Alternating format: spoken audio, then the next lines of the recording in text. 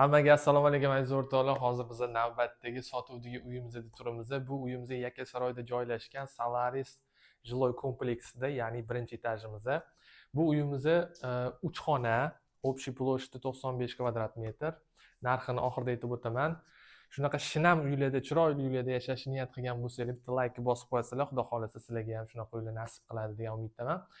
Xo'p, bu uyimizni mana bu zali bo'ladi, ya'ni mehmonxonamiz. Mehmonxonamizda mana uгольник qilib mebellarimiz joylashtirilgan, konditsionerlarimiz bor, bu yoqda mana televizorlarimiz qo'yilgan. Bitta sho'tga mehmonlarni kutib olish uchun stol stul qo'yilsa bo'ldi. Stol stul ham kattagina ketadi, bemalol 8-10 kishi yo 12 kishilik kattagina stol stul qo'ysa bo'ladi.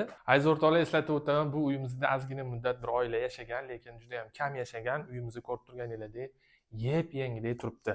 Xo'p, kelaverasizlar, bu yoqda hozir men sizlarni yo'lak bilan tanishtiraman. Yo'lagimizda mana bu kiraverish qismi bo'ladi, podyezddan kiraverish qismi.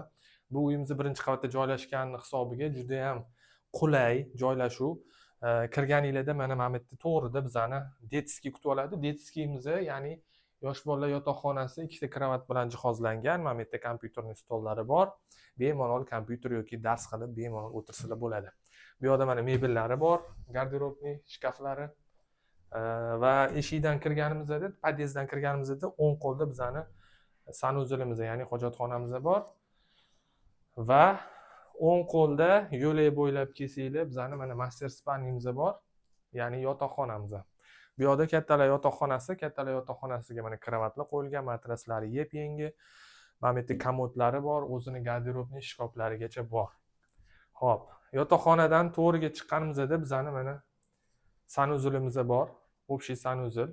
Sanuzulimiz ham urinib ketmagan, hamma narsalari joy-joyida, yengillik turibdi. Va bu yoqda bizani mana oshxona kutib oladi. Oshxonamiz ham juda ham shinam, chiroyli qilib remontlari bilan qilib qo'yilgan. Bu yerda ham yengillik turibdi, hali ishlatilmagandek. Mana shkaflarigacha, mana bu yerda kir yuvadigan mashinalari, mikrovolnovniy pechkalari va oilada ayolimiz agar mana bunaqa blogerlik sohasiga juda ham qiziqsalar, mana bu astrovoklari bor, bemalol kameralarni xohlagan joydan qo'yib, o'zlariga ovqatlarni pishirib, Instagram, YouTube'larga bemalol ijod qilsalar bo'ladi. Va bu yoqda bizani o'tirib nonushta qilish uchun stollari bilan jihozlab qo'yilgan. Bu yerga bemalol 8 kishi kirib ovqatlansa bo'ladi. Hozir endi bu yerda sal kamroq stol stul turibdi va xolodilniklarimizgacha bor. Xo'p, bu uyimizni narxiga keladigan bo'lsak, 145 ming AQSh dollari. Yana kelib, xudo xolisa ko'rib, baraka qilib olsanglar bo'ladi aziz o'rtoqlar, shoshilib qolinglar.